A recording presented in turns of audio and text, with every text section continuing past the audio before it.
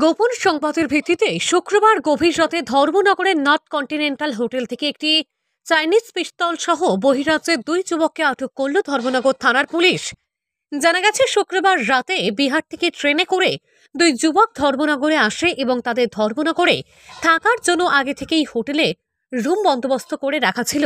সেই মতো বিহারের যুবক দুজন রাত আনুমানিক 3টে নাগাদ ধর্মনগর রেল স্টেশন থেকে নেমে শহরের রাজবাড়ী স্টেশন রোডের নর্থ কন্টিনেন্টাল হোটেলে প্রবেশ করলে ধর্মনগর থানার পুলিশ গোপন সংবাদের ভিত্তিতে রাতেই অভিযানে নামে হোটেলটিতে। পরবর্তীতে হোটেলের 27 নম্বর রুমে থাকা বিহারের সেই দুই যুবকের ব্যাগে তল্লাশি চালিয়ে ম্যাগাজিন সহ একটি চাইনিজ পিস্তল উদ্ধার করে ধর্মনগর থানার পুলিশ। তবে পিস্তলের সাথে ম্যাগাজিন পাওয়া গেলেও কোনো গুলি পাওয়া যায়নি বলে জানিয়েছেন ধর্মনগর থানার police. During that raid we had conducted, we arrested 2 persons and seized 1 pistol. After that, we have brought them to the PS, and currently we found out that they are from Bihar. ধৃতরা হল নীরজ কুমার বয়স 20 ও ইন্দ্রল মুখিয়া বয়স 35। তাদের উভয়ের বাড়ি বিহারের সমস্তিপুর জেলার উজান থানাধীন বিধান গ্রামে।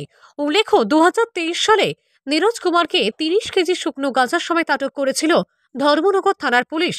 সেই সময় সে পুলিশের চোখে ধুলো দিয়ে থানা থেকে পালিয়েছিল। ধৃতদের ধর্মনগর থানার পুলিশ জোর জিজ্ঞাসাবাদ চালাচ্ছে। তবে প্রজাতন্ত্র দিবসের প্রাক্কালে পিস্তল উদ্ধারে শহরের জনগণদের মধ্যে তীব্র আতঙ্ক বিরাজ করছে। Bureau report, KCV live.